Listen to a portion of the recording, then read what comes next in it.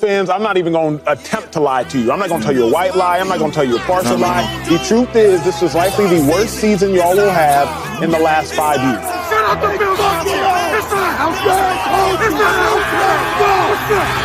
Yeah, we the Buffalo Bills. Yeah, we the Buffalo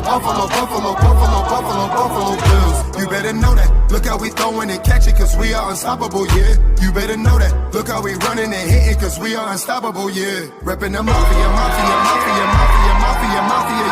Reppin' the mafia, Bills, mafia, yeah. You better know that. Look how we throwing and catching, cause we are unstoppable, yeah. You better know that. Look how we running and hitting, cause we are unstoppable, yeah. Homie, now listen. Everyone play their position. Buffalo got a tradition. They say we tripping. They better get out our way. Top of the table, we flipping. We on a mission. Got an unstoppable team. Continue to follow your dream by any means.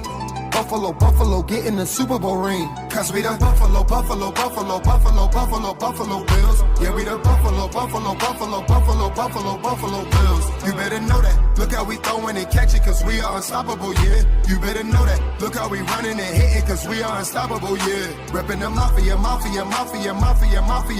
yeah. Reppin' the mafia, Bills, mafia, yeah. You better know that. Look how we throwing and catching, cause we are unstoppable, yeah. You better know that. Look how we running and hitting, cause we are unstoppable, yeah. Mafia up in your city, time to get gritty. Screaming and yelling, we bugging. Look at the red and blue. This is an MVP year for Josh Allen. As an MVP voter, I said this last week. Josh Allen, he looks like an MVP. When you vote for MVP, and I can speak for myself, I think I'm one of 50 voters, you look at a couple things. Who's the best team in football? Who's the best player on that team in football? What do they look like as the best player on that team in football? And how much talent is around that best player on that best team in football?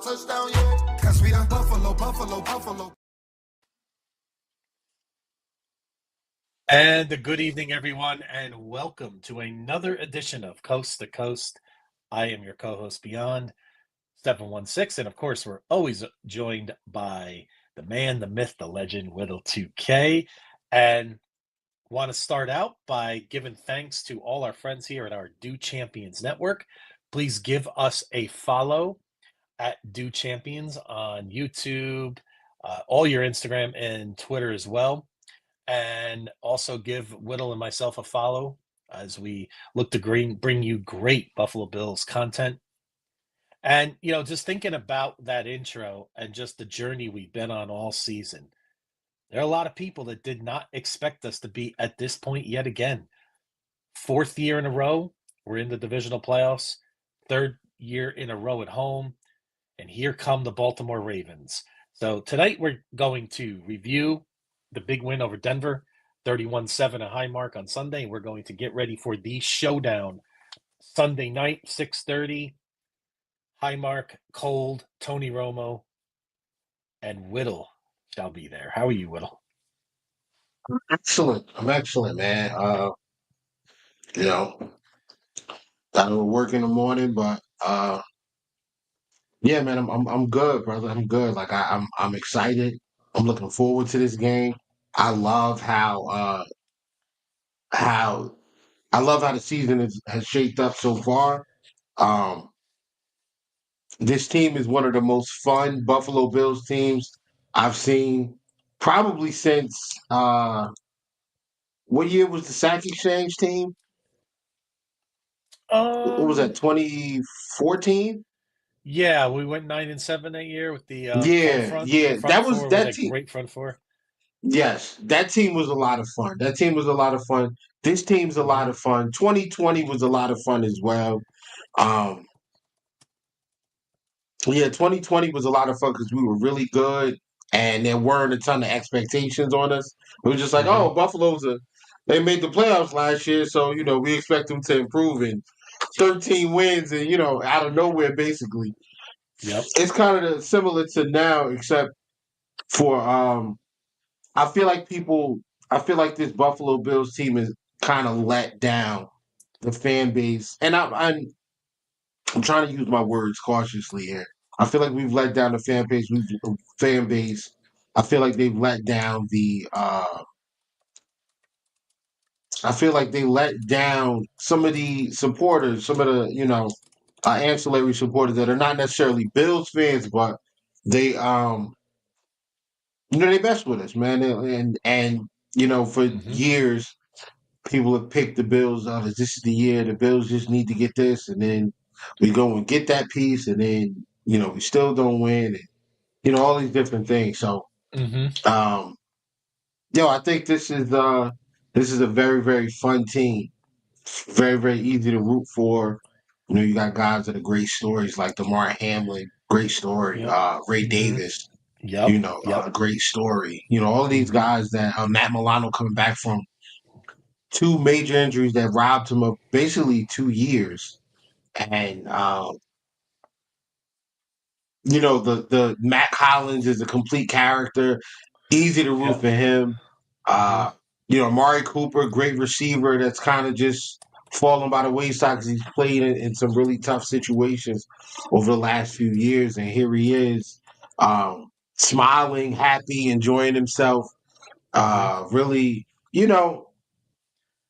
just kind of enjoying the festivities of playing for a winning team. So, this team is while it is fun to root for, it's also easy to hate on. We deal with that on a regular basis. I've heard all year, we've gone through this all season long. Where before the season started, the intro video with Acho, is kind of riding with us right now. But at the beginning of the year, he said, "Bro, like y'all don't have hope. You don't." Football is about having dogs and having, talent. We don't have, and you don't have any talent. Everybody's gone. Everybody's gone. And then, what do you know? Doesn't matter. Everybody's gone, and the guys that we replaced them with are balling. Throwaway players like Taylor Rapp and Keon Coleman was supposed to be a bust. And Khalil Shakir is supposed to be a second round, early third round guy, ends up going in the fifth. Short arms, lack of catch radius. And what is he at 70, like 75% catch percentage this year? He's at like a 77% for his career, 78% for his career, something crazy like that. I mean, it's easy to root for this team, man. Spencer Brown, Alec Anderson, unheralded guys. Ryan Van DeMark, undrafted kid out of UConn. Not a powerhouse. UConn's a basketball school. Yeah, basketball, right? Yep. Yeah. Same thing with UCLA. I mean, well, UCLA does put football guys out, but it's more known for its basketball than it is its football. And Alec Anderson comes out of there. And I remember watching both of those guys, during the draft process and saying, like, those are guys I would love the Bills to take a shot on. Who knew we end up, getting them as undrafted guys? This is a fun team, and the doubt that we've experienced led all the way through the season. At the beginning of the year, we were told this is the toughest schedule. You guys are going to be. If you go 3-3 in the first 6 weeks, that's a win. Well, we were 4-2. The back end of your schedule is tough. You got all of these playoff teams. You got the Niners and the Chiefs, Lions. These guys. And, we lose one game down the stretch by 2 points. So the doubt continued into the wild card game. We were on upset alert, and people were talking about I'm taking the Broncos straight up. They're going to go into Buffalo and stop the world. Bronco fans watching Week 18 in Kansas City, what were they screaming? We want Buffalo. We want Buffalo. Well, can we get an update? Yeah, still want Buffalo? Maybe want Buffalo wings and wild card. What is the wild card team? Oh, if you lost in a wild card, so if you didn't make the playoffs, your team goes to you go to Myrtle Beach. You go to Myrtle Beach. Yeah, if your team did make the playoffs, you go to Myrtle Beach, and if you made the playoffs but you lost in the first round, you go to Cancun. Cabo is reserved for everybody else. Like after this, it's Cabo. Like divisional round and Okay. up, it's Cabo. Everybody goes to Cabo. Step So up a it's little levels bit. to this. Yeah. There's levels to this, man. And despite having what is it? I like to be accurate. So let me pull up Spot Rack because Hmm. I don't want to be wrong.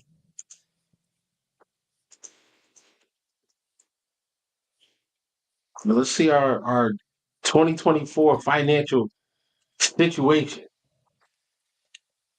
So the Buffalo Bills, with a record of 13-4, I mean, easily could have been 14-3. Like, come on. Yep.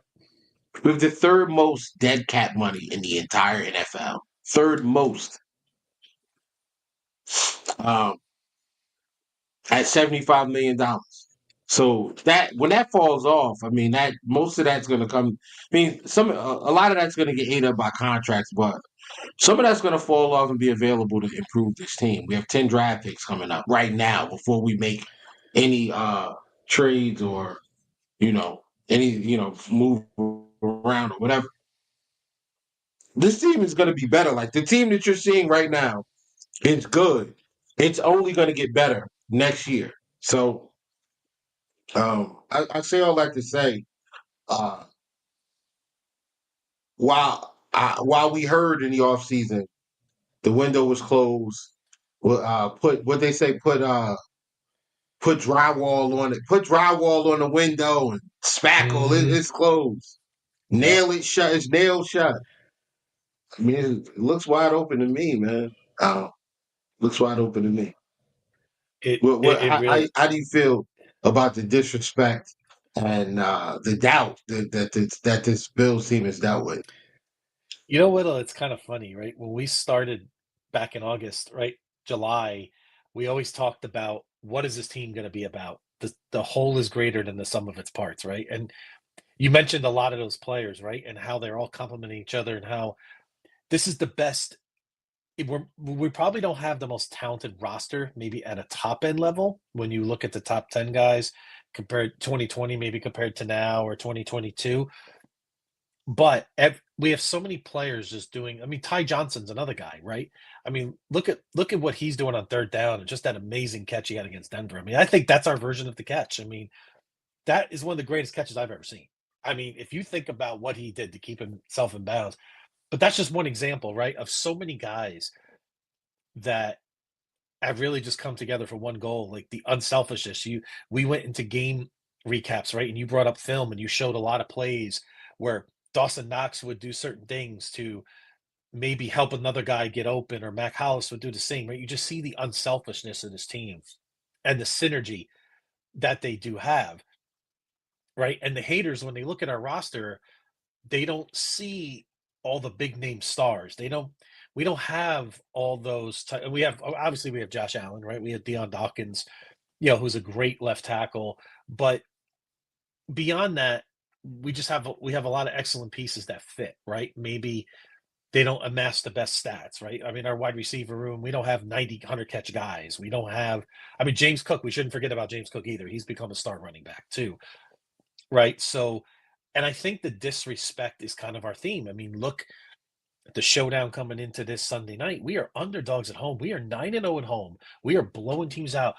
We had a number one, we had the best record this decade in the NFL at home, better than Kansas City. And yet we're underdogs at home in the playoffs with little to no injuries on our roster. I mean, honestly, Whittle, I'm actually excited about that. You think about the Pro Bowl votes, you think about the All Pro votes, the disrespect we got there, right?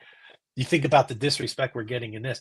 I think this is fuel, right? You mentioned Khalil Shakir, short arms, not supposed to be a look. Just look at the production that he puts up. He represents what the Buffalo Bills are about to me. He's one of the big, to me, he's one of the best examples I can come up with, right? A guy that slipped in the draft, maybe was counted out from a small school, kind of like a Josh Allen a little bit at a much lower level. Look at the way he's producing, right? So I think it just That's the 2024 Bills in a nutshell, and I think it's something that we've seen teams in the past do this, Whittle. Maybe that don't have the best records, or maybe don't have the flashiest stars, but they're the best teams and they put it all together. And that's where the Bills currently are at right now. Yeah. But it goes for me. It goes a little bit further than that. It goes to the heart of um. It goes to the heart, really the heart and soul of this team. And I know we want to say it's Josh Allen, and we want to say it's you know maybe it's Matt Milano, maybe it's Taron Johnson, and those Mm-hmm. are all great examples. But the heart of this team really is Sean McDermott, man. Like Mm-hmm. I really got to give credit to Sean McDermott to be able to instill this type of a culture Mm-hmm. where the team reflects the city and the city reflects the team. Despite what you may hear on social media about Buffalo, the Buffalo fan base, despite any of that, it's an amazing city. The people are amazing. I'm not even gonna say it's an amazing city. It's an amazing area. The city Yes. is cool. The people are great. Mm-hmm. Tim Hortons is awesome. The coffee's amazing. It is Um, elite. Yes, it is. yeah, man. Like it's it's just it's so much. It's so easy to root for this team. Yep. So going into this playoffs, we were told a bunch of different things, right? We were told how the Bills defense wasn't that good. I looked at some of the rankings we were where the Bills' third down defense was kind of mid, lower end of the league. Uh, yards per rush, all these different things, and those things did worry me going into a playoff game against arguably a top defense. Well, according to some people, the best defense in the league, Mm-hmm. right? Mm-hmm. And Bo Nix being mobile and Sean Payton being an offensive guru, all of these different things were supposed to uh, cause the Bills to struggle in this game, and we did, and the Bills did struggle for about 2 minutes, and then that was it. That was it. When we got to the red zone, Josh missed the throw to Kincaid, where I mean not to Kincaid to Knox, where he could have walked Knox. into the end zone if he wanted to.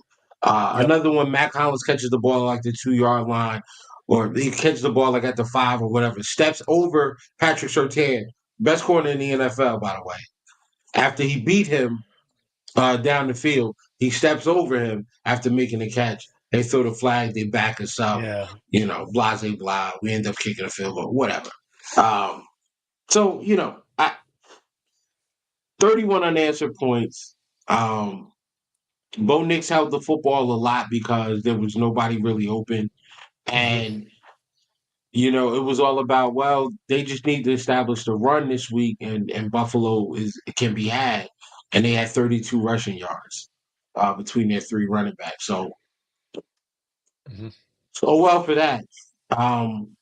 You have any thoughts on the game? And go Yeah. ahead. No, no, no. I mean, typical, sometimes we don't always get up to the greatest start on defense. It was a little surprising to see Franklin beat us deep. We don't get beat deep that often, so it's something we're not accustomed to. But it happens. It's 7-0. There was no panic, right? They come down, they get the field goal, right? And then we kind of settled in after that, right? Even after the fake Right. punt, right? Which was, another special teams, whatever, another gaff. That's still something I have concerns about going forward, but we'll get into that shortly. But what did the Bills do, right? They stopped them right away. We got the ball back and just all, we controlled the line of scrimmage and it was a very balanced attack. It kind of speaks to what the Bills have been all season, right? It's our great offensive line. I mean, I can't say enough about them, right? Just the job that they do. And the job that, as Josh Allen calls him, Jimbo, right? Good old James Cook, right? The quiet guy, right? The one Yep. that doesn't say a lot. I love that he's really blossomed into a star. Like I'm just so happy for him. Never complains, just does his job. You know what I mean? It's just wonderful to see. So it was a methodical win against a team with a rookie quarterback, an excellent coach, right? McDermott did a great job. And I'm glad you mentioned McDermott, right, Whittle? And as we pivot into the Baltimore game, my first initial thought is I don't want to hear any crazy talk about McDermott getting fired or anything like that. I do think the one thing that's on the line going into this Baltimore game, especially, is his system of defense in these big spots against these kind of teams in the playoffs. We've had some mixed results, right? We've had some not good results. And I think that's what's really on the line for McDermott this Sunday night. And people could disagree with me. It's not McDermott himself. He's going to come back in 2025. I want him as our coach, right? Right. Unless Sean McVay's walking through that door or something crazy, right? And we know that's not happening, right? So you want McDermott here, but I think his style of defense, we've seen against Cincinnati, we've seen a couple times against the Chiefs where it's kind of let us down, unfortunately. And now we have this high-powered Ravens offense coming in. I think that legacy is really on the line coming this Sunday night. He passed with flying colors against Denver, which was good. Good offense, got some good pieces, but Baltimore presents a whole nother level, right? Can Sean McDermott and this defense rise to the occasion? Let me ask you. I mean, this is kind of, whatever. There was a long embrace on the field between Josh Allen and Courtland Sutton. Are we going to push that agenda? It's funny when I was watching that, I was like, is Josh making a little pitch to Courtland there saying, hey, maybe if you decide you don't like the Rocky Mountain High of Denver, right? You want to come over here to Western New York? We may have a place for you. So he'd be a great fit.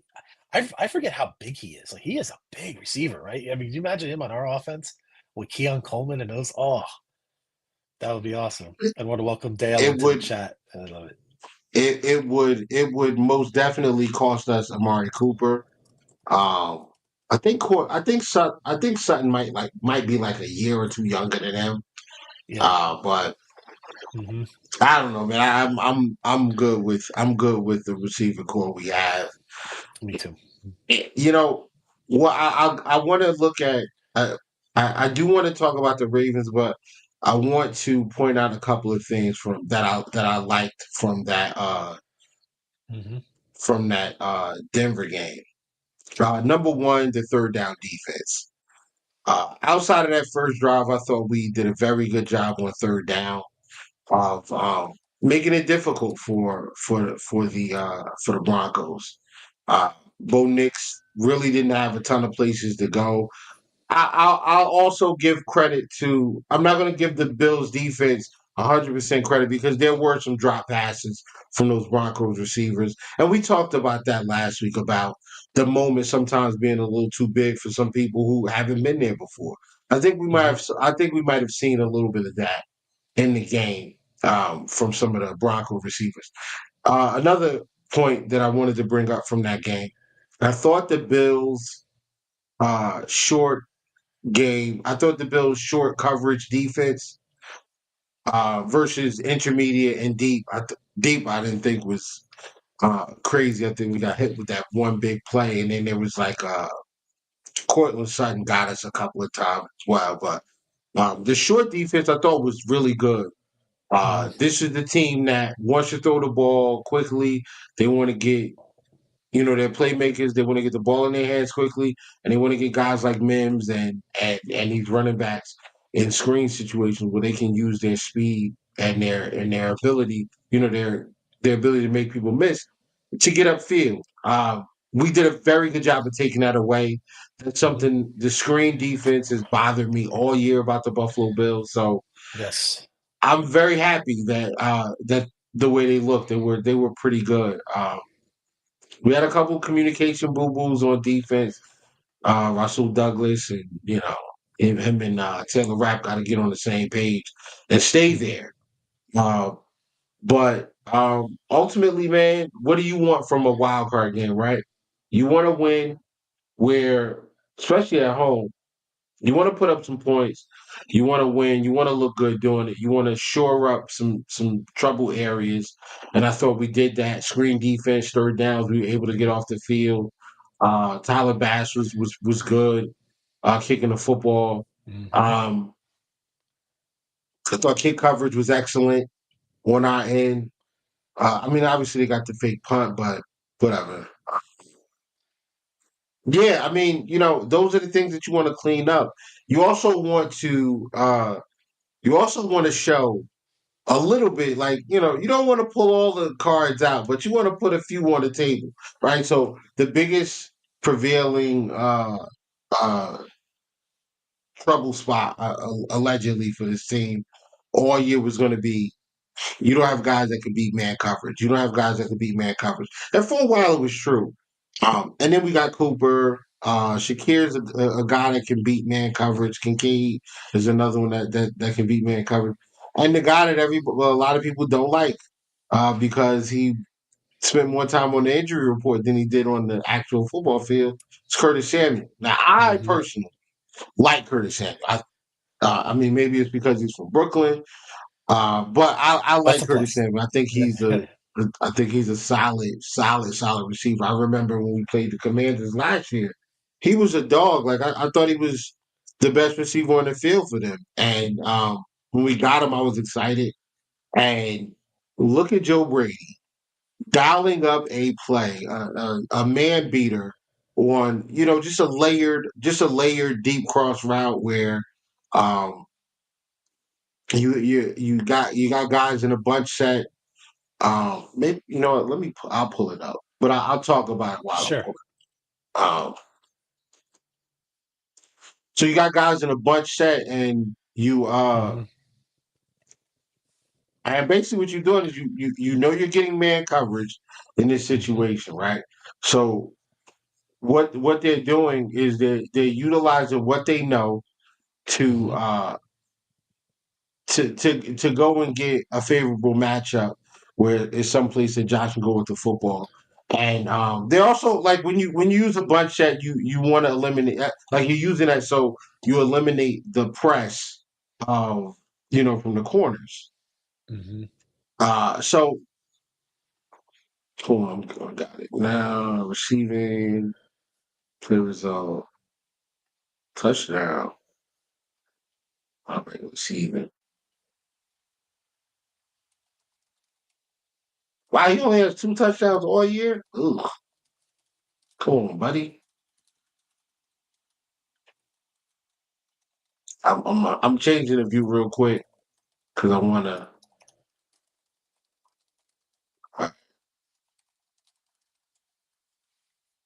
Uh,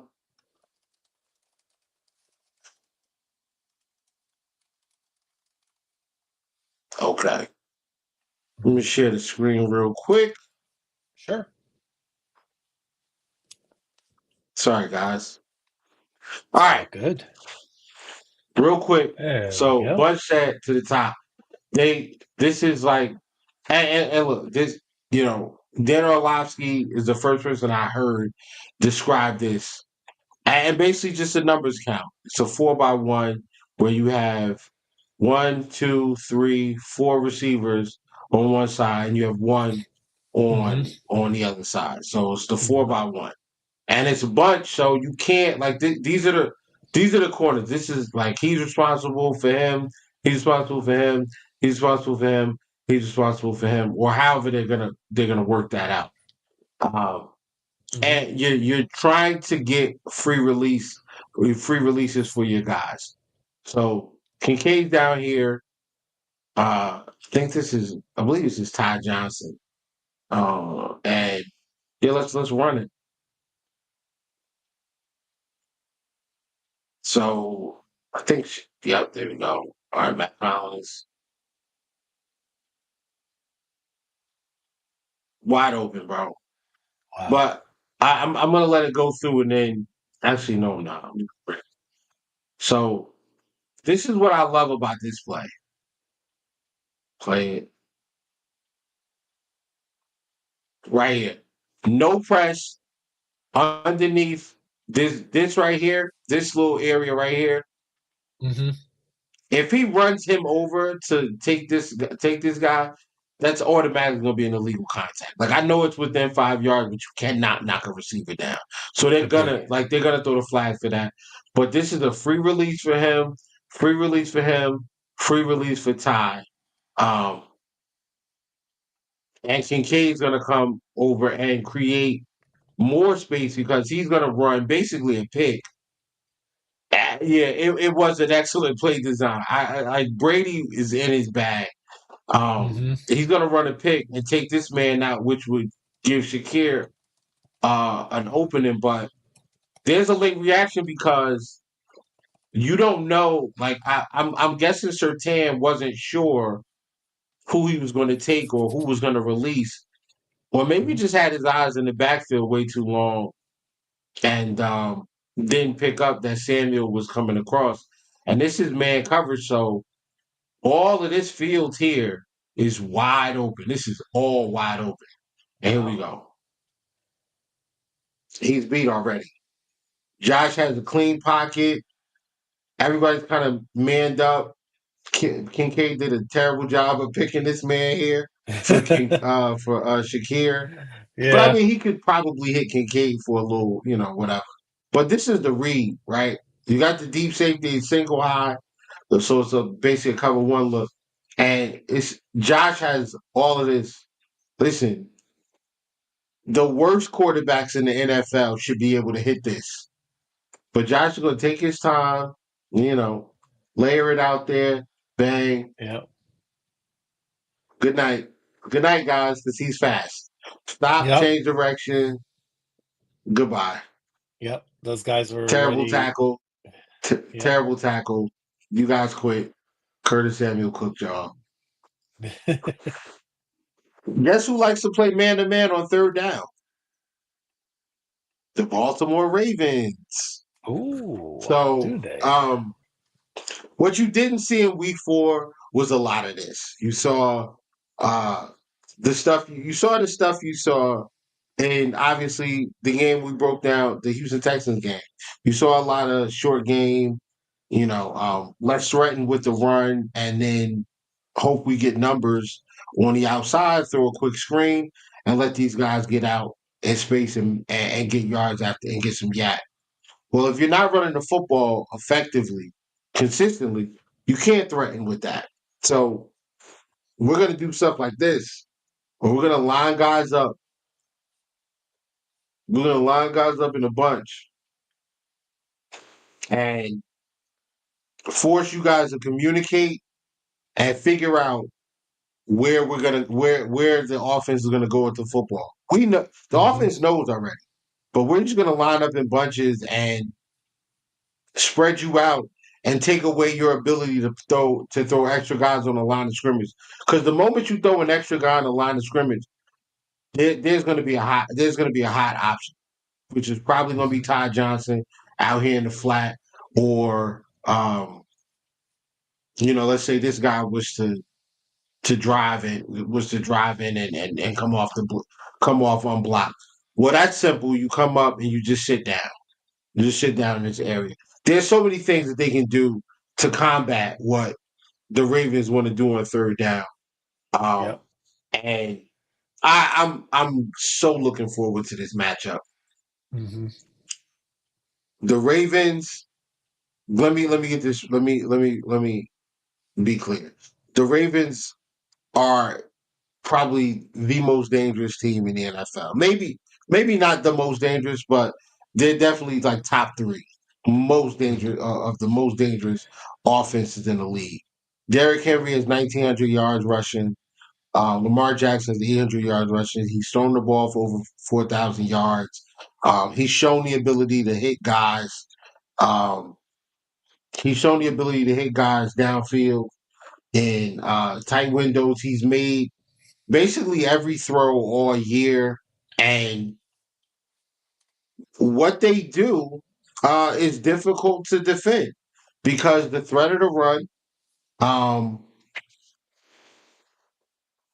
the threat of the run is there.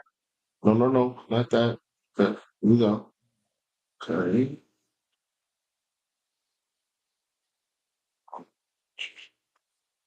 So you have the threat of the run. You have obviously the threat of the pass, and Hmm. you have the threat. You also have the threat of Lamar Jackson taking off and hurting you down the field. So it's a bunch of nonsense you got to deal with when it comes to these guys. Hmm. Unfortunately, but what you want to do with the Ravens is make them one dimensional. The only way you do that is you take the run away. Is you take away the run. Um, they don't they would rather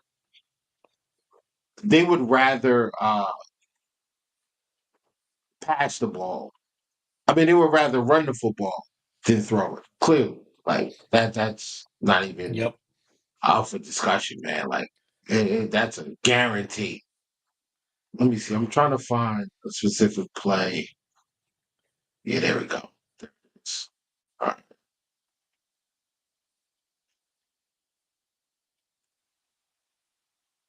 All right. One more time, guys.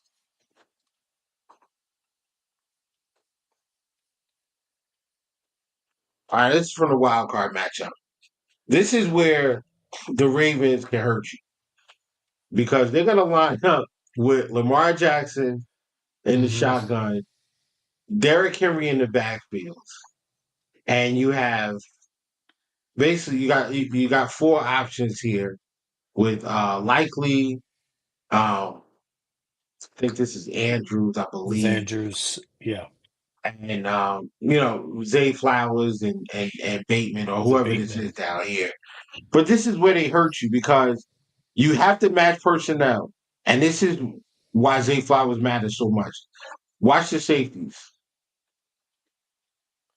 We are in too high Hmm. because these receivers can take the top off. Period. Like we know that. So we Yep. got to protect against the big play. But at the same time, your linebackers your second level can only get so much depth because you have to protect against the possibility that this guy is going to get the ball. Now, this Hmm. is the problem. This is the problem. No Flowers, which is good for us, but Bateman as a deep threat is 100% going to pull the safety with him. What does that leave for likely? Because look how this is matched up. These two Hmm. safeties are they have halves. He's got this half. He has this half. This is that's the coverage. This is the coverage. He's got Henry, and basically he's got to deal with Lamar as well, right? But this is a one-on-one between Likely and I believe this is their slot corner, Cam Sutton. Believe that's Yeah. Sutton. Okay. Minka ball watching. Oh, well, Minka sunk down into okay, so they switched this up to a robber look. But this guy is so doggone dangerous. 8 back here is so dangerous that Hmm. he's cooked. He is cooked already. He needs help from his friend. But Minka's not going anywhere because the threat of what Lamar Jackson can do is going to hold the safety there. And that's going to let him get wide open. And Lamar's just going to drop it right in the bucket. And how do you defend that? How do you defend it? Oh, it's hard. It's very difficult. Extremely difficult, man.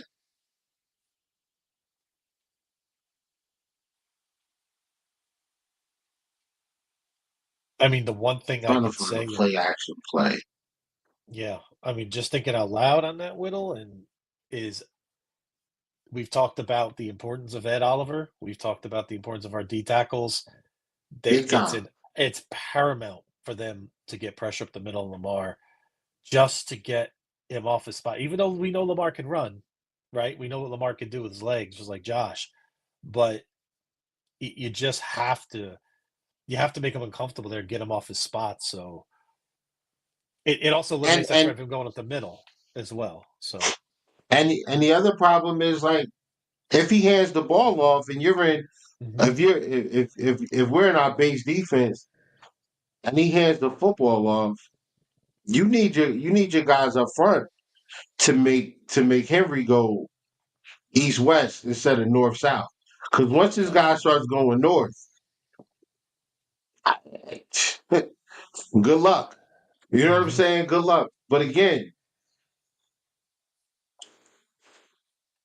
they're talking down here. Likely's 1-on-1 with I think this is JP Jett. So you got Dante Jackson down here. I don't know this guy, 25 or whatever. So these are the safeties. Is that Casey or is that Elliott? I know this is Minka. But once again, how do you deal with this?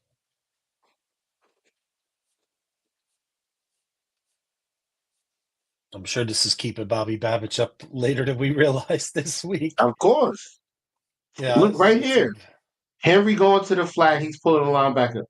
All of this is open as well. Like this is he's going to take the quick profit right here, but he's also got I don't know. I think this might be Tyler Wallace. He's got this wide open. This is right at the sticks. You know, he's going to the safety blanket and Mark Andrews, but this is an easy throw as well. Like we've seen Lamar make this throw.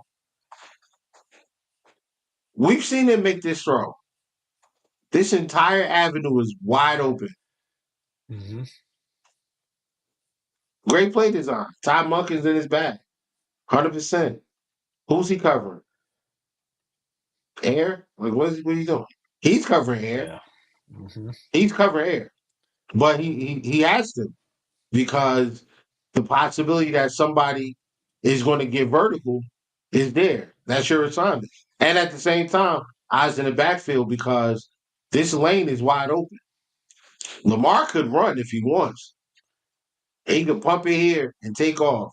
And this is your responsibility. I come down and film. It sucks, man. Cool. Mm-hmm.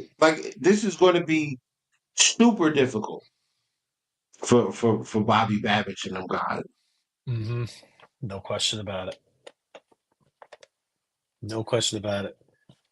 I'm going to come back to this comment from Patrick. Yeah, I love the Whittlefield review, so I'm just reiterating that point because I want that back up there yet again because I think it's worthy of it. So, well, Whittle, the one thing I could tell you, this game I call. I mean, there's so many things we could say about this showdown against Baltimore.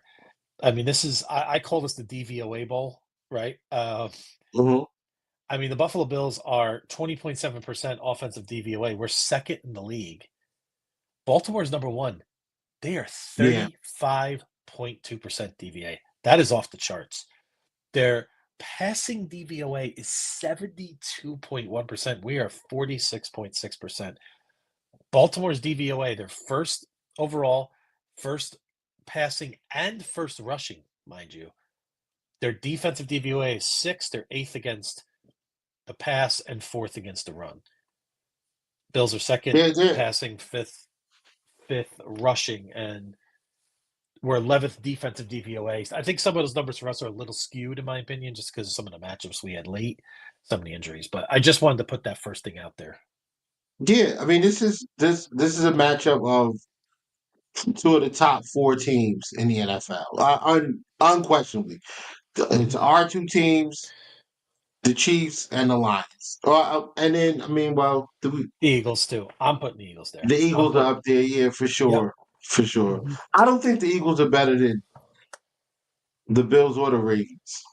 I don't think they're better than the Bills or the Ravens. They're pretty. I don't know if they're better than the Chiefs. Great games. Those would be all great games to me. But I know my homeboy here, Eagles fan. My homeboy Ham. Jay, man.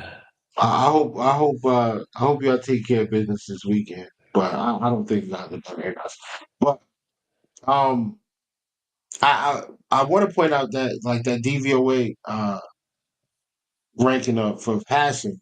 It's not surprising because the Ravens lead the league in separation from their pass catchers. Like their pass catching group creates the most separation. So Lamar is constantly throwing to wide open guys that are running away from the coverage. And here's a big reason why. This is this is the big reason why. Now, does this look familiar? Because it's similar to what we just watched before, right? But the Mhm. wrinkle is this. Here's the wrinkle. Think. I'm out of here. That you have to deal with. Now, I mean, obviously not a huge gain, right? Not a huge gain at all. But the threat, and they were in cover one, so Mhm. they'll run against cover one from a spread set. Like this is Mhm. nuts. They'll run from cover one from from the gun. No problem. They Yep. don't care.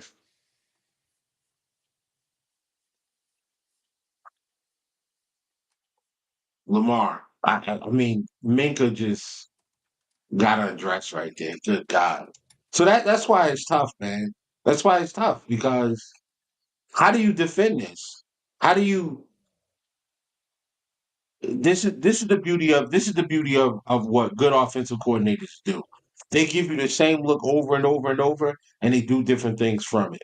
Like, Mhm. and I mean, for the Madden heads out here, the people that play Madden or whatever, you hate playing against the guy who will sit in the same formation and run like 5 plays out of that formation all game. He'll run, trips and he'll run the ball for 4 yards, no huddle.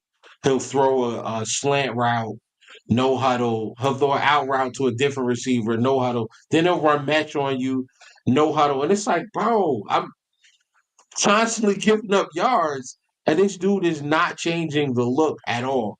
There's no giveaway. There's no tip. There's nothing. You can't Mhm. you can't determine there's no tell and what's going on. So Yep. it's unfortunate, but that's what we got to deal with, man. What a matchup. It's going to be at Highmark this weekend. I mean, what are Oh, there? Yeah, there's so many interesting storylines in this game, right? That we could really spend hours on, right? When you think about the Bills and Ravens going at it, and yeah, I look at this game a little bit like the Detroit Lions game, and what I mean is, I thought one of the biggest keys that game is we got off to a fast start, right? We got ahead. right. I feel the Ravens and Bills have one similarity. They love playing from ahead, especially the Ravens, I feel.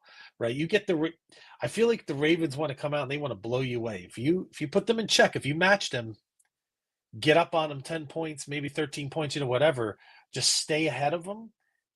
Then I'm curious to see how they react on the road in a very cold Highmark Stadium on a Sunday night.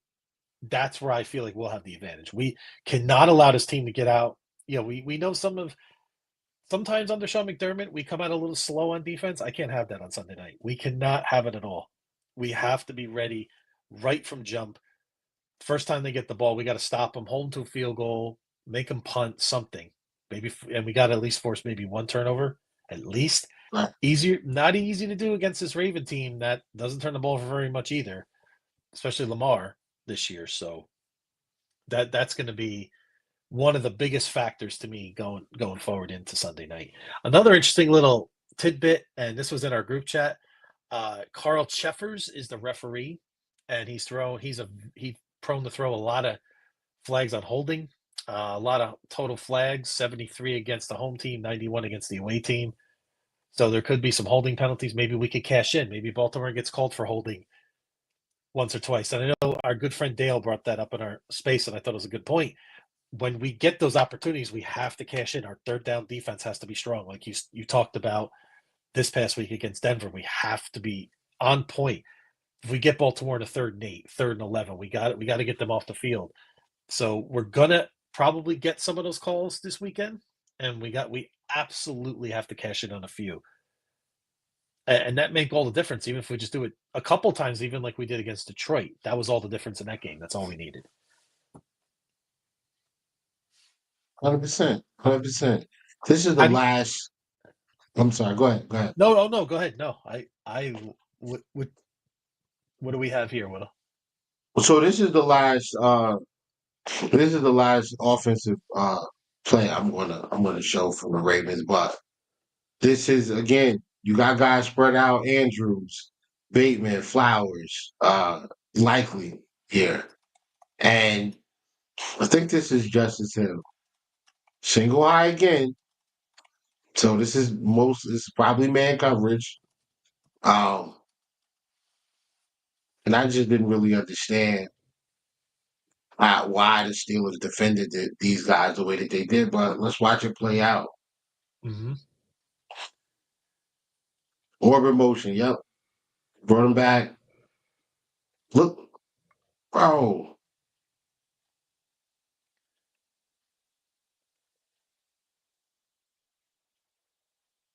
What are we doing?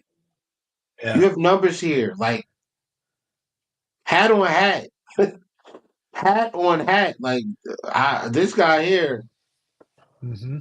I don't know why he's there. I mean, come up and make a block, but you just it's I don't know. I don't know. I don't know why. Why are y'all defending it that way? Why are you just allowing Lamar Jackson to really just carve you up? No assignment. Nobody understands where they're supposed to be. Nobody understands who's taking who. Um, just guys chasing the football or chasing where they think the ball is going. And it ended up hurting them. The Steelers couldn't defend against it because I don't know. It was bad though. Like it was just bad, bad. Mm-hmm. But I'm gonna pull up.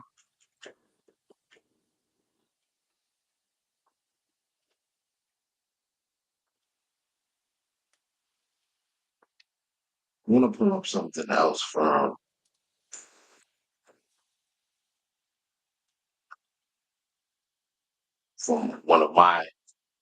one of my favorite draft guys. Well, hold on, play this out. Okay, here we go.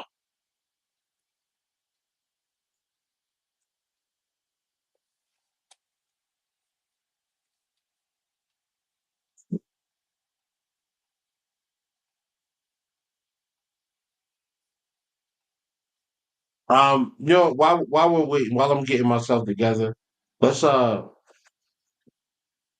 let's go through some of the products that we have, shall we? Sure. Play this slow video they have Yeah. set up for us.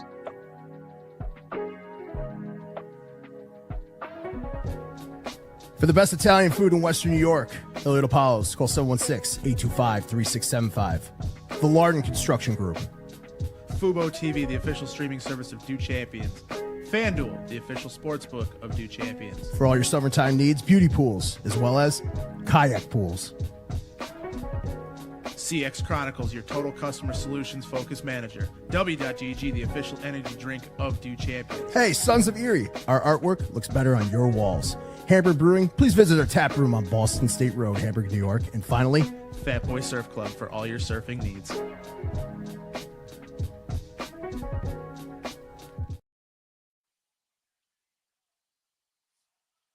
All All right. right, and we are back. All right. So we are back, and I'm gonna show one more defensive play. And this is one of the I think this is probably one of the most dangerous players the Ravens have. He's actually a guy I saw in the draft, and I was just like, "Oh, Buffalo, can you please go and get this guy?" And I think this is one of the this is one of the most dangerous players that they have. This is big 98 right here. This is Travis Jones. Travis Jones is like 6'7", 350 pounds, 360, somewhere around there. He's just a monster, man. Like just a huge one tech, two gap defensive tackle that really makes things difficult. So out here is a Dafe Owe. Edge rusher, you know about him, right? Right, Brian. Um, Penn State alum. Well, I don't know if he graduated, but he went to Penn State. He was drafted out of Penn Yep. State. You got Yep. Van Noy, you got Matabike here. Shotgun, they're down 2 scores. You know they're throwing the football. It is imperative the Bills stay ahead in this game, or at least close enough to where they're within 1 score or 1 score away.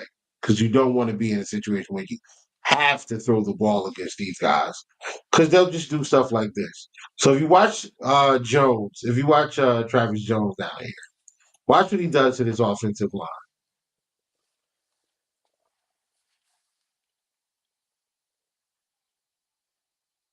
There's 2 guys, Wow. 2, and watch what happens. Nowhere to go. Dafe beats his man.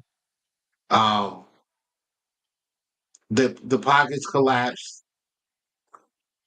Russell's trying to step up. He can't because Broderick Jones gets beat like a drum right here. He can't even escape.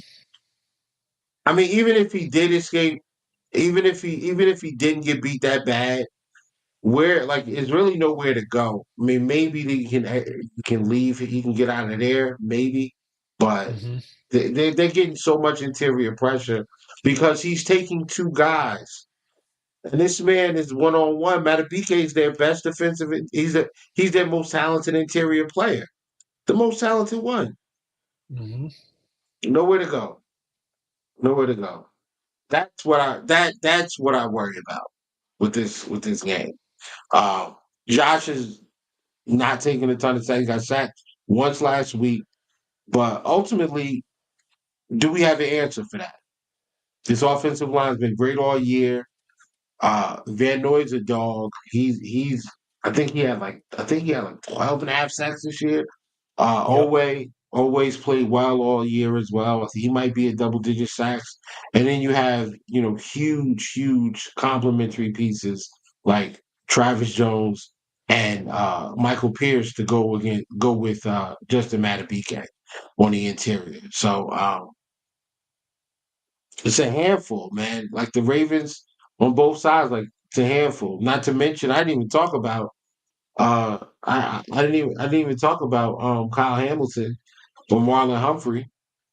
Um, Roquan Smith, like they got a ton of dogs, man.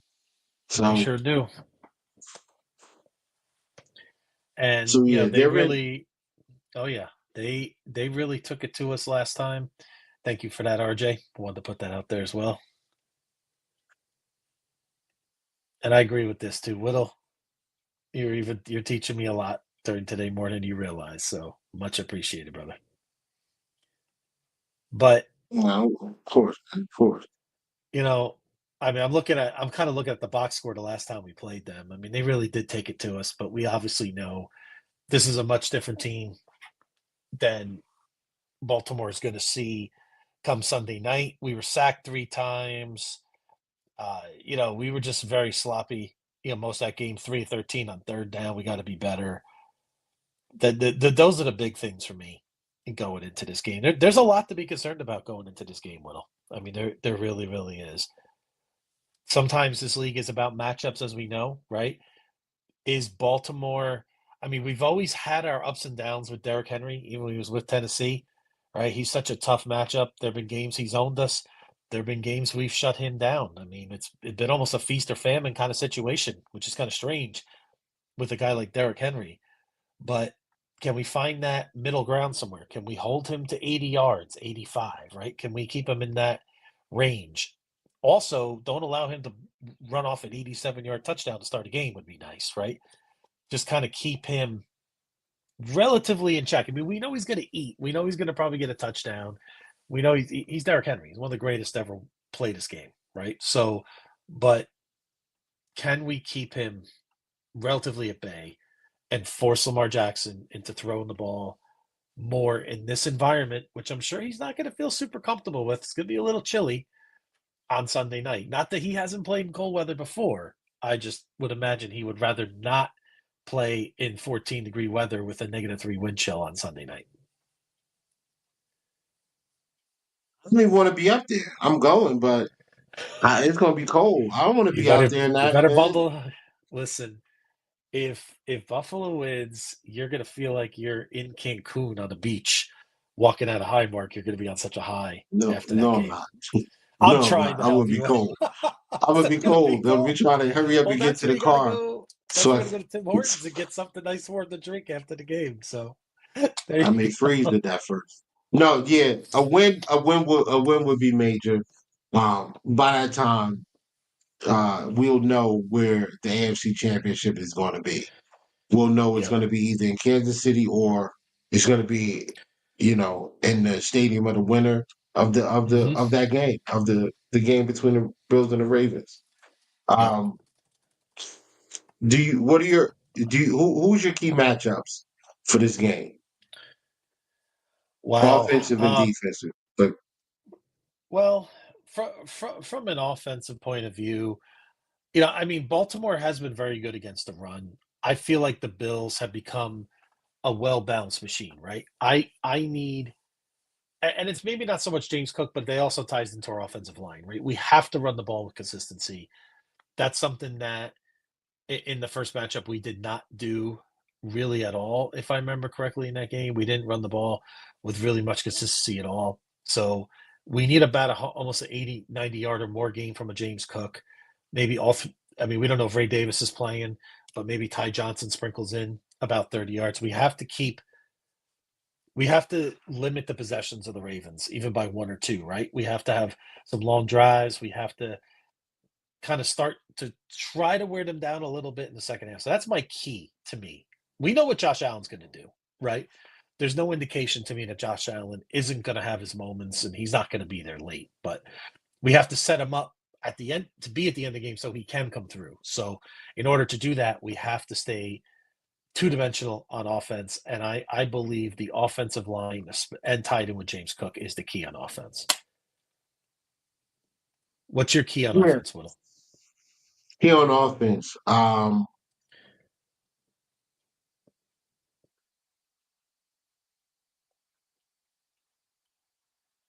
staying ahead of the down, like staying ahead on down and distance. Like I don't think Mhm. that this is a game you can afford to have negative plays. Uh, Penalties need offensive penalties, pre-snap penalties need to be at a minimum, because you don't want to get into a situation where you're looking at 2nd and 20 with their front four. I don't want that. Yeah, Like I don't know for certain um that David Edwards and McGovern can hold up against a guy that big, yeah. or a Matabike who's that skilled, right? Like if he gets 1-on-1 with David Edwards, it might be over.com for Josh Allen on that play. So we got to Could be be. careful with staying negative plays, whether that be tackles Mhm. for loss, sacks, or pre-snap penalties that you know, put us in bad spots. Um, Mhm. Defensively, I think if we stop the run, I think we win this game. I think if you hold Yep. Derrick Henry to less than, I think if you hold Derrick Henry to under 120 yards in this game, you win this game. I Mhm. think if you force Lamar Jackson to win this game from the pocket and throwing the ball downfield without Zay Flowers, and how historically good our coverage has been, and how good Sean McDermott has designed a defense to really frustrate Lamar in years past.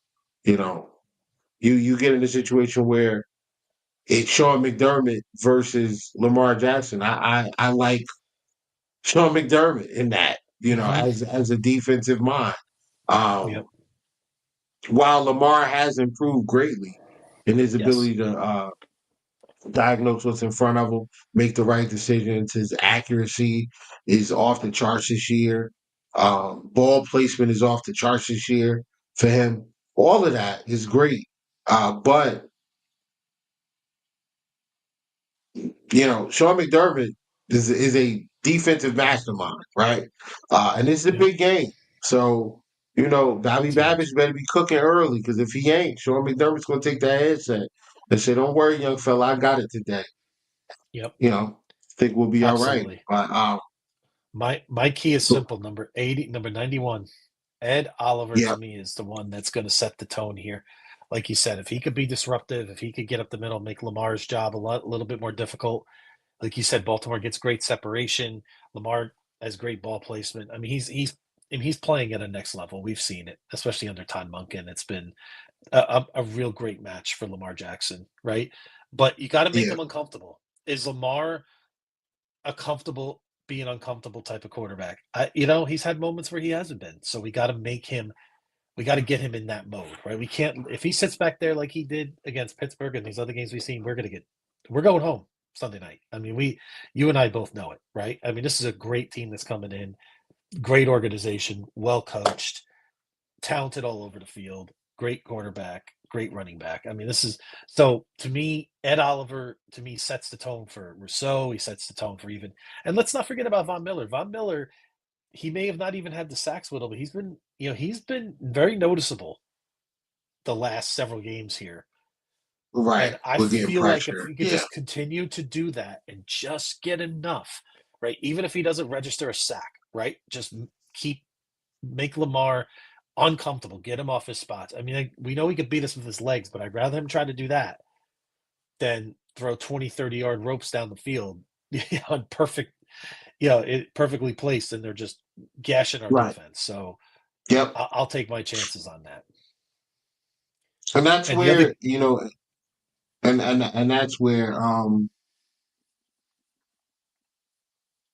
where you wanna make sure that you're limiting them in rushing. You wanna yep, stop them from running the football so yep, well. Like you hold Derrick Henry to under 85 yards, and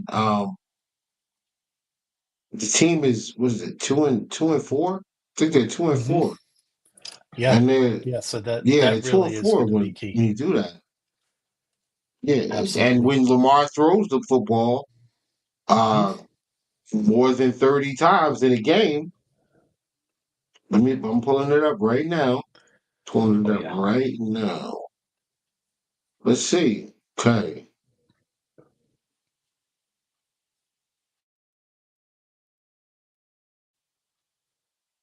3-5. Hmm. 3-5 when he has 30 or more attempts. 3-5. And two of those games against the Cincinnati Bengals, who had one of the worst defenses in the league. So, I mean, let's see which one of these wins can you consider like to be kind of credible.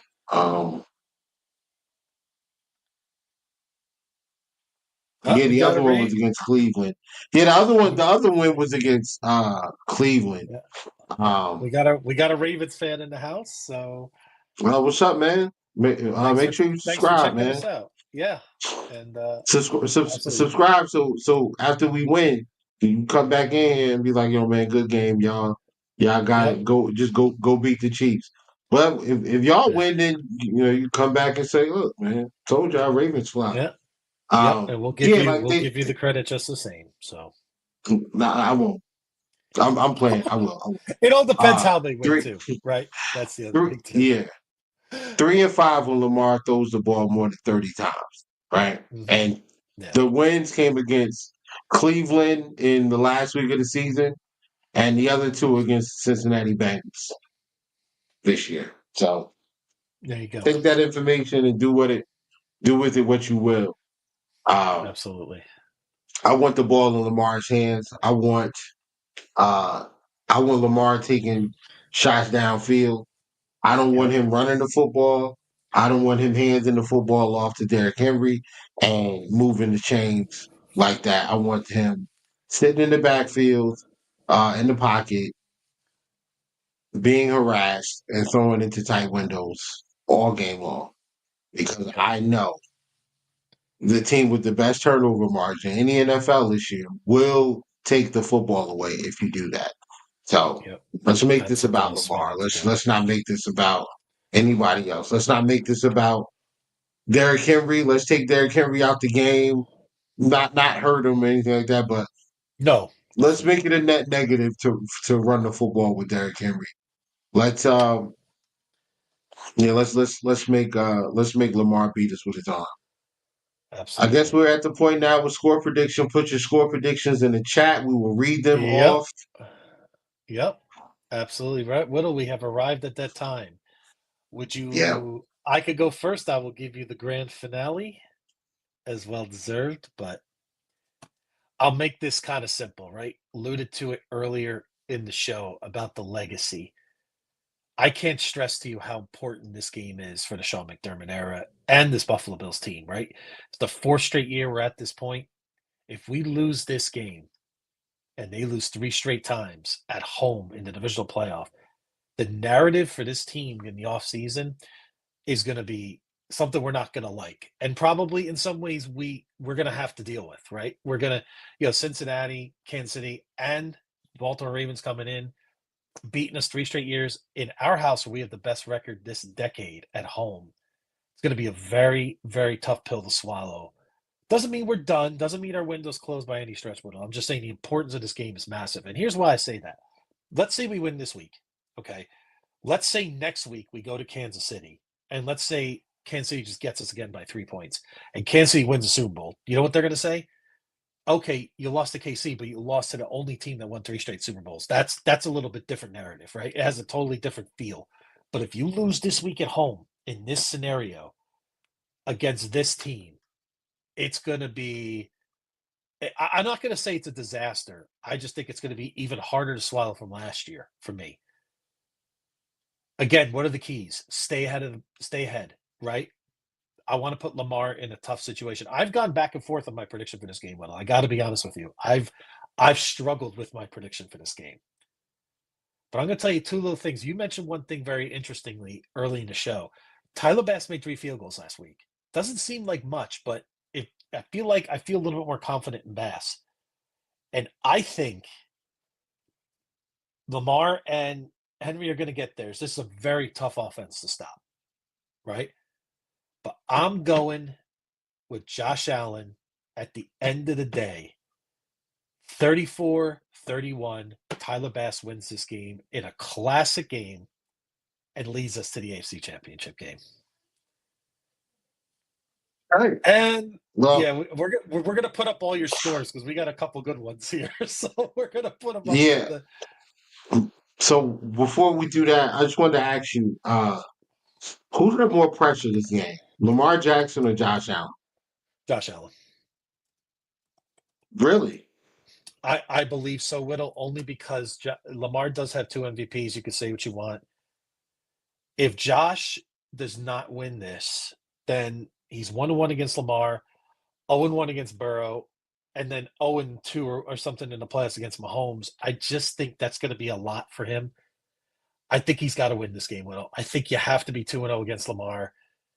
And listen, it comes with the territory of being a franchise quarterback. This is what it is. You could say it's unfair. You could say, Josh has played great, and he has, but this is just how it is, right? So I that's why I feel the pressure is on Josh Allen, and I want it to be on Josh Allen. You know why? Because I think he wants it too, and I think he knows it, and I see it in his body language. We see it in the cadence he's playing with Whittle. We see the way he's playing. He's taken his game to the next level. Things have slowed down for him, Whittle. There's no question in my mind. We're ready. We can take this. It's going to be very difficult, though, Bills fans. Lock in. This is a great team we're playing on Sunday night. So that there's my answer on that. Okay. I do think that there's a ton of pressure on both quarterbacks here. I think more pressure is on Lamar Jackson. And then here's why. At the end of the day,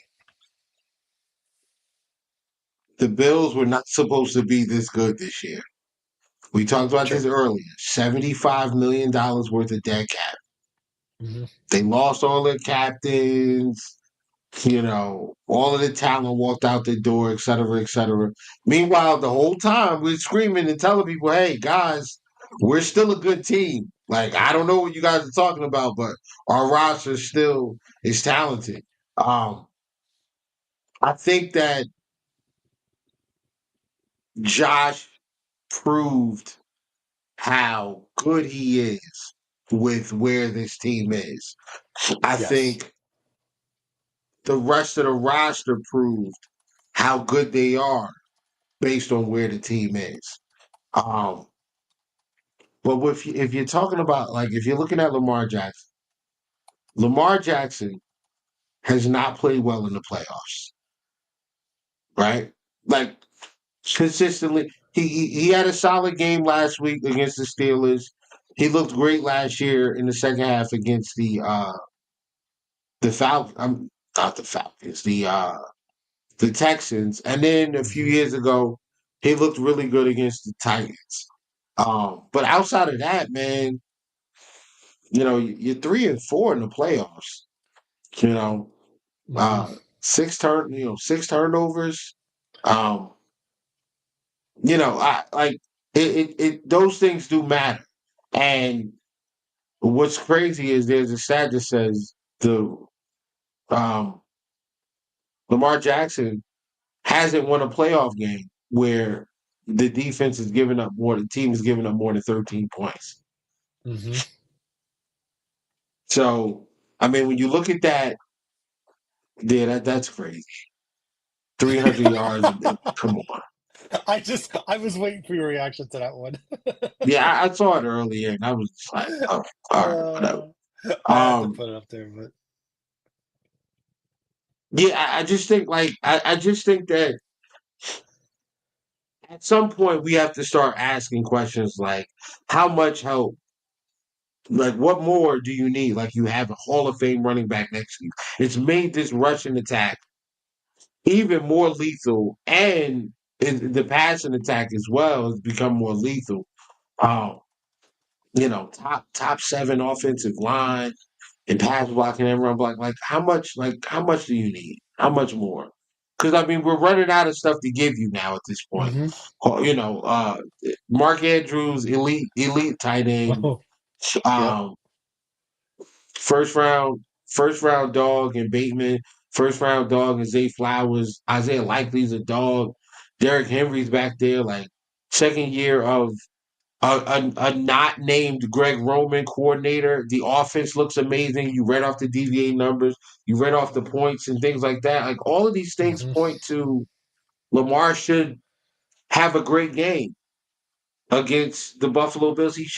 They should win this game. And if they don't, it's really time to start asking questions. I Yep. think it's really time to start asking questions. But yeah, we went through a lot of 34-31, a lot of what else we got? We had a 42-6, which I think is nuts. 31-27, Yeah. 31-24, 27-24. Um, that's Chris. That's where I'm at. Yep. I Okay. I want this to be. I want this to be a larger score than this. I just don't feel like they're going to take the ball out of there. I feel like they're going to try to control the game through the run.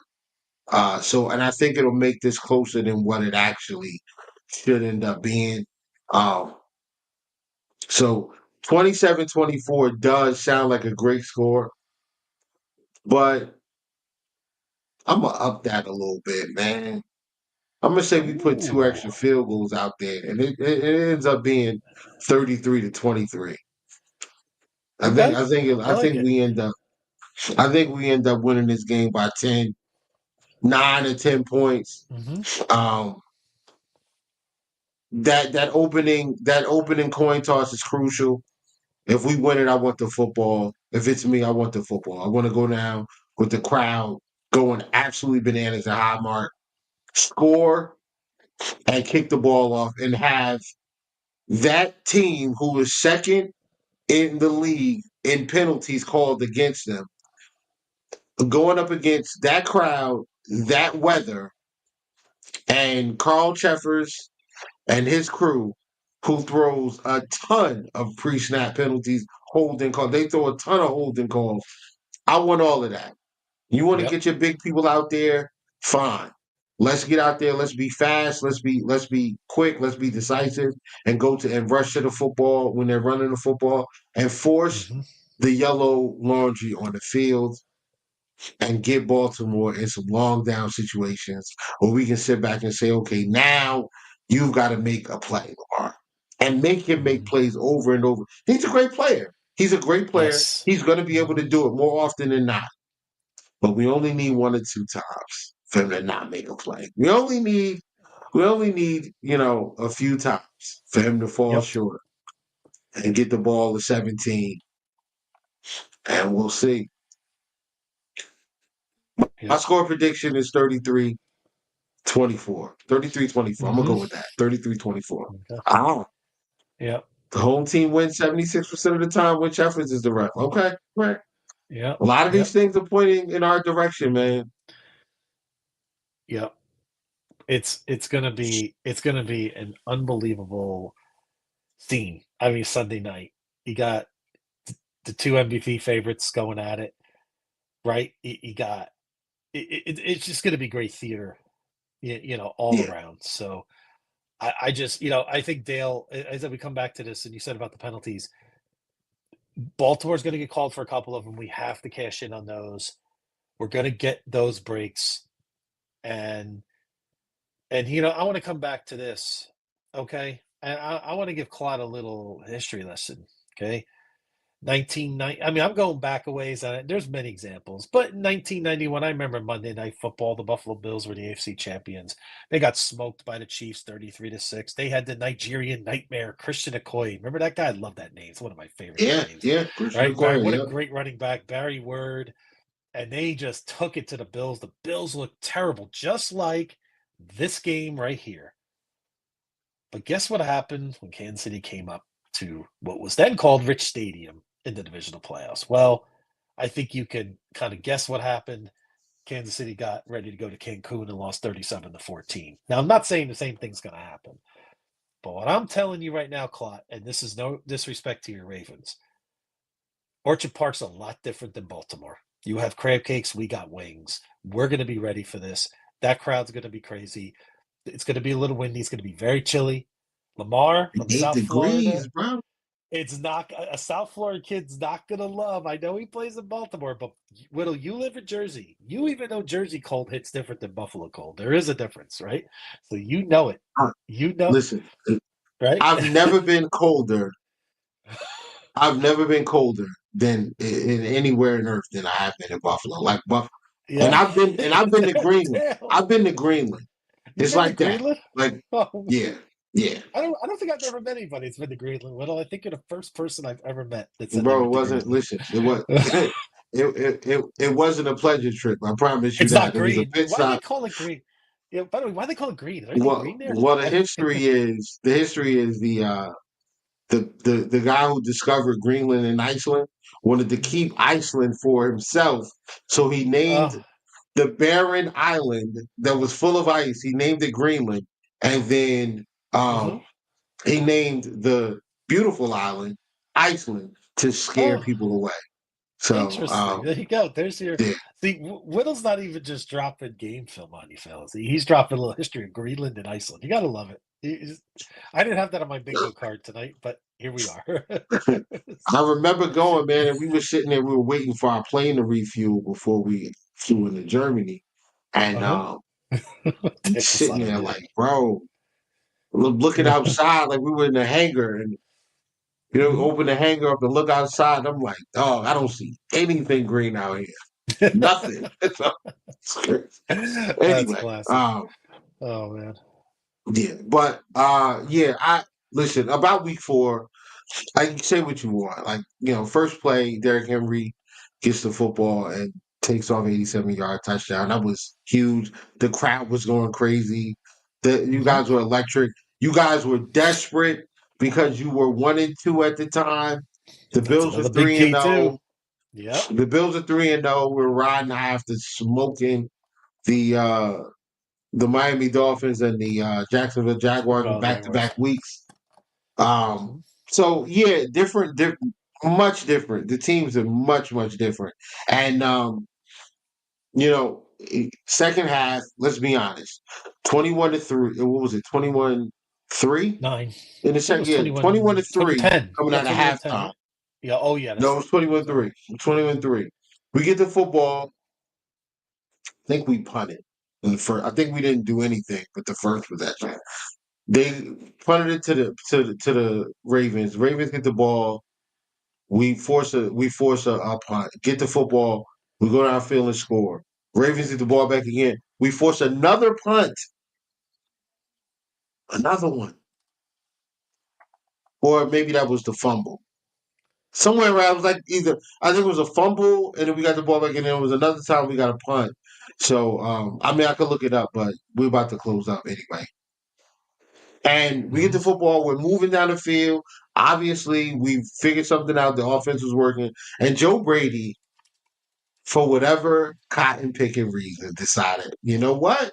Right now is the right time to throw a trick play in. And I love the way Kevin Masiri described this. He said that play was either all or nothing, and we got nothing. It's so we got true. 100% nothing on that play. Nothing. So Yep. right. So I mean, listen, at 21-10, the Bills go down and score there, even if it's just a field goal.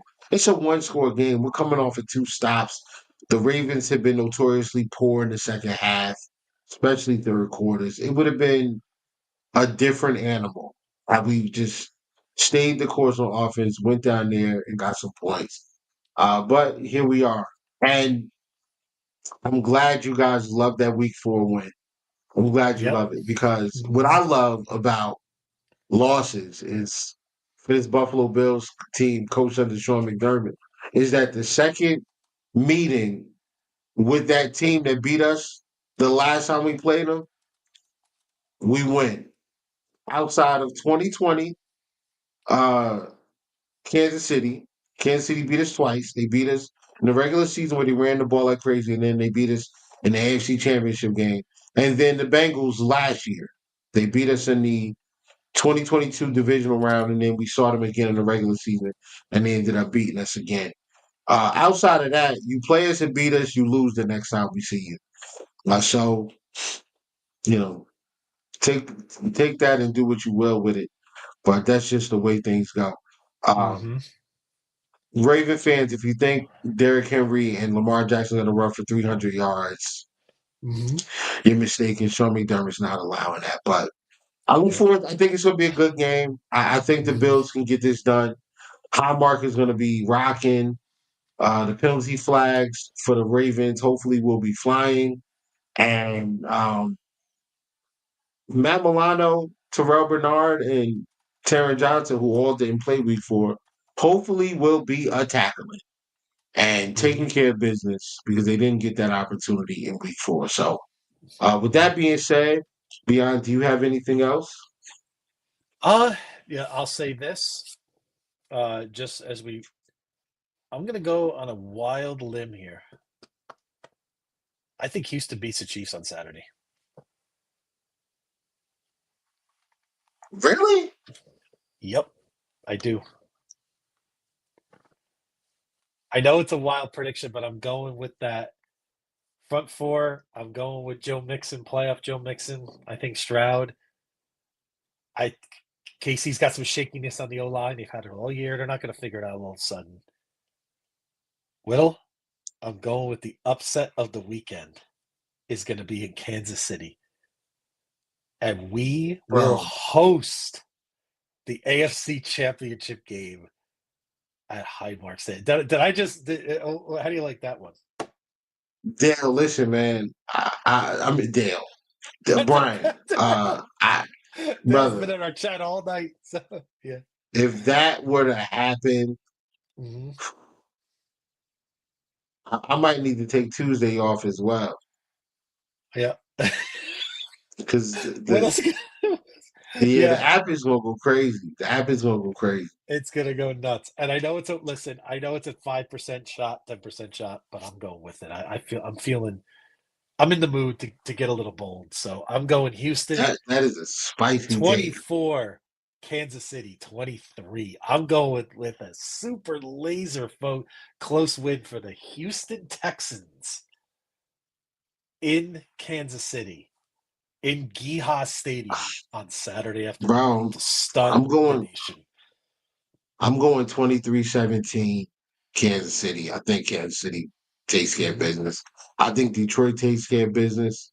Um, Detroit has struggled with quarterbacks that can run. We know, but I agree. I think Washington's had a great year, but yeah, I think this is where it ends for them yeah, on Sunday. I yeah. just don't see Detroit They losing gonna at this juncture.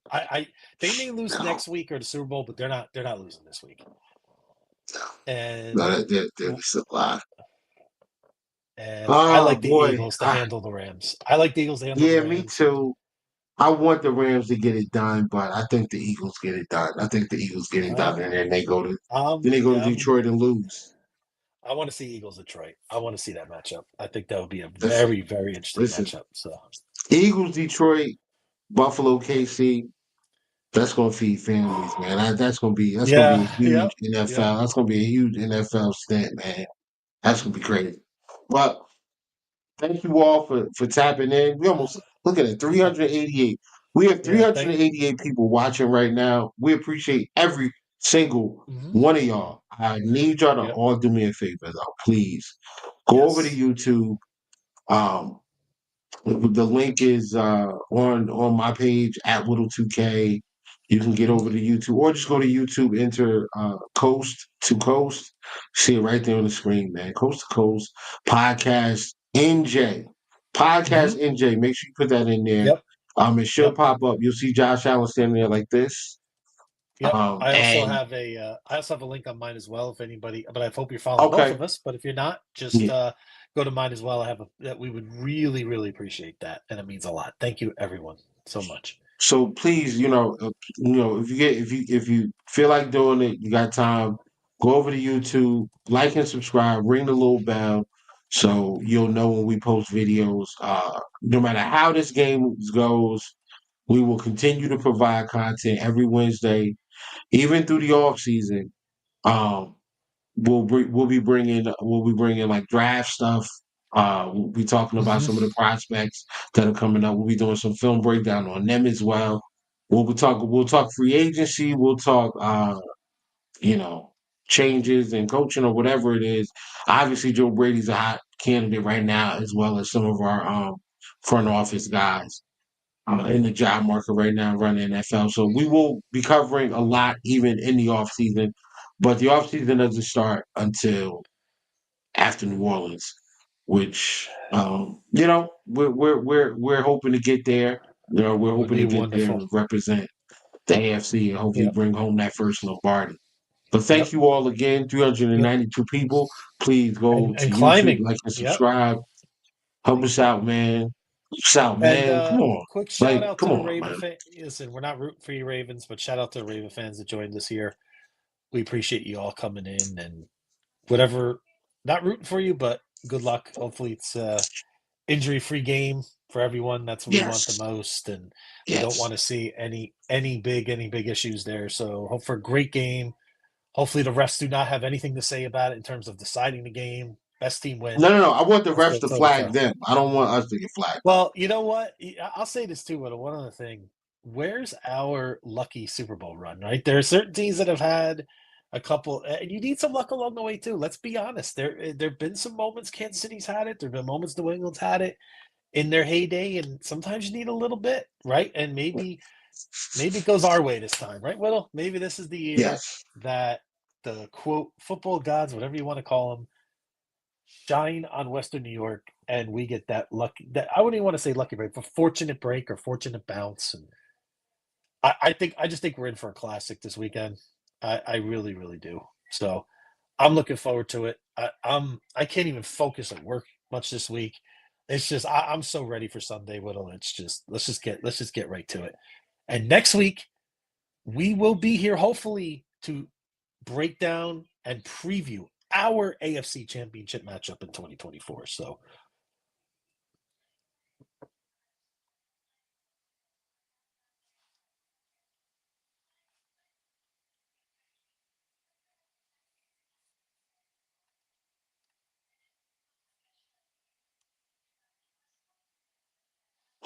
Sorry about that. My daughter called me. She let me know she got into Georgia State, and she's been accepted to another school. Hey, Georgia State.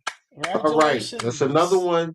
That's another one with Shout out to my baby girl who's 18 now. Wow. Yes, she's racking them up, man. That's three. That's three acceptance letters, and we haven't even really hit. We haven't really hit that time frame yet. So, did a great appreciate job, y'all. So yeah, again, and so thank y'all if y'all go over, subscribe, whatever. We appreciate everybody in the chat, even the Ravens fans. Thank y'all. Make sure you come back, win, lose, or draw. It'd be great if we could build a community of not just Bills fans, just football fans in general. We will be talking, like I said, we will be talking draft. If there is a position group or something like that, and you are a different team and you want us to feature it or highlight it, let us know. You can DM us. You can send us a message. You can put in the chat. Whatever. We run spaces on Twitter as well. If you follow us, you can see when our spaces pull up. And you can come in and listen. You can come in and talk. You can come in and tell jokes. Talk trash. Whatever. Just keep it respectful. And on that note, I'm just going to take 5 minutes to talk about this, and then I hope to put it to bed for good. The exchange between Ravens fans and Buffalo Bills fans over the last 6 weeks has been extremely interesting, and not in a good way. Since the MVP race has heated up, the Buffalo Bills fans and the Ravens fans have gone back and forth at each other, and sometimes it's been funny, sometimes it's been more often than not, it's been toxic, it's been nasty. Both sides have had idiots do and tweet and post things that nobody should support. There were some AI photos of Lamar Jackson as a slave and Josh Allen whipping him, or Lamar picking cotton, or Lamar as a monkey. And then there were some AI photos of Josh Allen, sitting down, and Lamar Jackson holding a gun to his head. Just a bunch of nonsense, just like a whole bunch of stupid stuff. There's been tweets and posts about all Bills fans being racist, and if you're black and you support the Buffalo Bills, you are. I'm just going to use the words that were used. You're a coon. You're a sellout, et cetera, et cetera. If anybody that you are following, is perpetuating this stuff. And then there's other stuff where people are talking about how Baltimore is the worst city in America, and you go there, nothing's safe, you're gonna get robbed and all. That's not true. We went to Baltimore. I was there for the game in week 4. It was me, a couple other Bills fans. Some of them were white, some of them were Latino. We were great. It was awesome. The fans were awesome. I sat in the section with some Latino guy with a mustache. It was cool. It was a cool mustache too. Had like little handlebars at the end, and he was talking so much, like he was talking trash, but it was like passive aggressive trash, so it was even worse, and it hurt because he was getting blown out. But anyway, I don't condone. I personally, as a Black Bills fan, don't condone anything racist from people who claim to be Bills fans or are Bills fans. We don't. As I know some Ravens fans, and they're great people. Reached out to us when we were down there, like, yo, link up. We're gonna meet y'all at this spot, whatever. Great. Like my man Trippy Kicker. He is a star. Like, if you're a Ravens fan, you know Kicker. You know him. Yeah. He's Mr. I call him Mr. Viral. Like, that's Mr. Viral because he always goes viral. And they're great people. Lamar Jackson and Josh Allen were drafted in the same year, 2018. And they were both viewed as the worst quarterback possibilities out of the guys supposed to go in the first round. And they are the best quarterbacks from that draft class. They've been the best two quarterbacks in the NFL this year. That alone should draw the Buffalo Bills fans and the Ravens fans together. Like Baltimore fans and Buffalo fans should be linked at the arm because of what our quarterbacks went through from the media and from the doubters and all of the smart ball knowers and analysis people who said that these guys were no good and Lamar should change his position and Josh should be a tight end and he's always going to be inaccurate. And I don't know if Lamar can run an NFL offense. No, like we can't. And what we're doing on social media right now is allowing those same people or that same I don't want to put it on the people, but that same entity that wants to separate us right now. This is going to be a great game. Win, lose, or draw, I think the team that wins this game represents the AFC and wins the championship. I hope it's the Bills because I'm a Bills fan. But if it's the Ravens, so be it. I'm going to still get up and go to work and pay my mortgage and, love my children and enjoy football after this game is over, win, lose, or draw. And the same for the Raven fans. So what we can do together is silence the few that are ruining this moment right now that we have. Yep. There's always been a stigma against quarterbacks that run.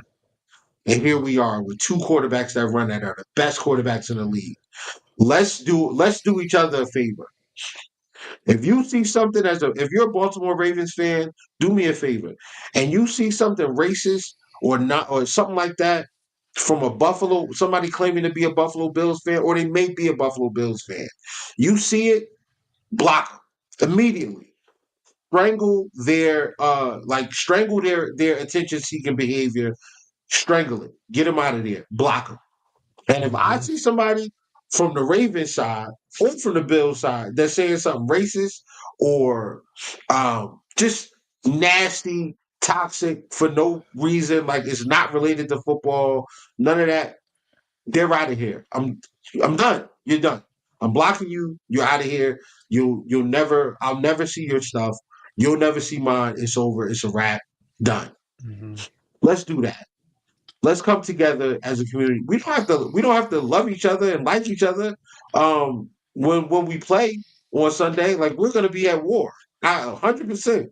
This is a battle of the best. Oh, yeah. Cool. But at the end of the game, we should be able to shake hands, grab a beer, or in my case, grab a seltzer water.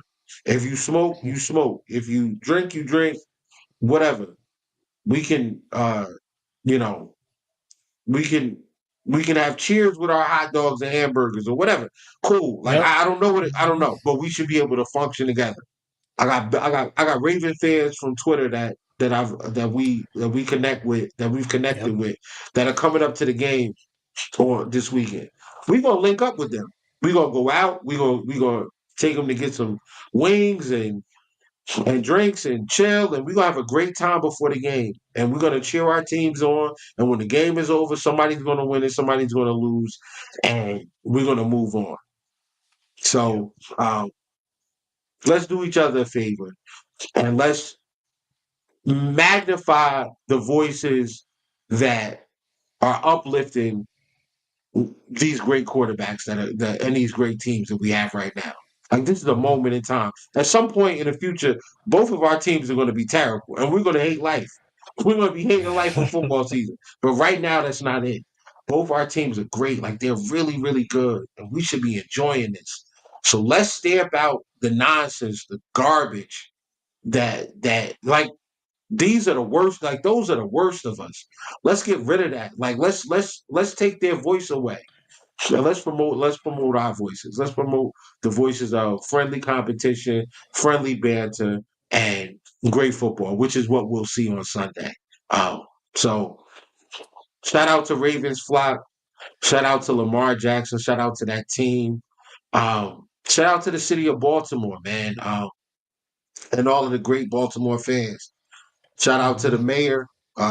You know, my man came on TV with an afro. Shout out to you, brother. Like yo, he's great. Yeah, He's yeah, great. I love seeing him on television. I love seeing him. He's great for the city.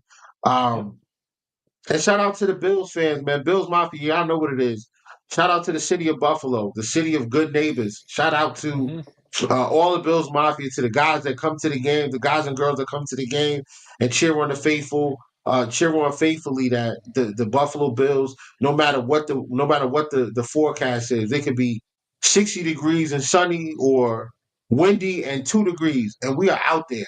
We are out there supporting the team, yelling, losing our voice, supporting our squad. So let's continue that. Let's promote that, and let's strangle out the voices of those who want to tear down this moment in time. All right. So with that being Well, said, what's up? What's up? that's a mic drop. I mean, there's really nothing I can add to that other than you're the only thing I'll say you're right. Unfortunately, those loud, ugly voices sometimes have a way of getting all of us, right? Gets us all angry. Like you said, move on, block, report, and move on. Let's not give them the attention that they want, right? And Right. you're right, and it is on both 100%. sides, and it makes me as upset when it's on our side as it is on the Ravens side. We just have no use for that. But we have so many great fans out there. You mentioned Kika. I love that guy. He's great. Like I love the energy he brings. Like let's talk about the great fans that are out there, right? On both sides. And like I said, we're gonna be ready on Sunday night and we're gonna vent after the game one way or another. We're gonna celebrate, right, in our spaces, or we're gonna vent. But at the end of the day, there's a level of respect that we have for each other, right? It doesn't get personal. So that's the only thing I'll add to it. But Will, that was fantastic, and I echo everything you said. All right. And real quick, I'm gonna post this up. Barbershop Sports Talk podcast. I'm going live with them tomorrow. We're gonna talk Nice. Bills Ravens again. Hmm. I'm going to do that tomorrow Thursday. I think at 7:30. If I'm right, I think I'm right. I think it's 7:30 p.m. If I'm not, if I'm wrong, correct me. If not, I think it's 7:30 p.m. Either way, make sure you tap in with those guys. They do great. They do great work. And my man set up for his show, like his basement, chef's kiss. Okay, Yeah, it's he was on our ravened show out. week 4, right? Yeah, Yeah, we had him and here. it It and was a it's great his show. show. Thank you. Listen, his basement is ravened out. Like if you're a Ravens fan, you'll love it. Make sure you tap in 7:30 p.m. There we go. We got the Yep. confirmation, guys. 30. 7:30 Yep. p.m. Tap in, Hmm. Barbershop Sports Talk Podcast. We're gonna do it again tomorrow. Thank you all again. No more rambling. We're gonna get out of here because I gotta go to work in the Yep. morning. And I Me think too. I gotta Beyond, you're on the West Coast time, so it don't even count. 7:50. Well, yeah, I got things to do, places to go, people to see. You know how it is, Yes, little. he, So, he yes, he's a very important man. Thank you for well, spending that's some that's time with us, brother. debatable. All right, go All Bills, right, so everyone. we're out of here. We'll do this again next week, folks.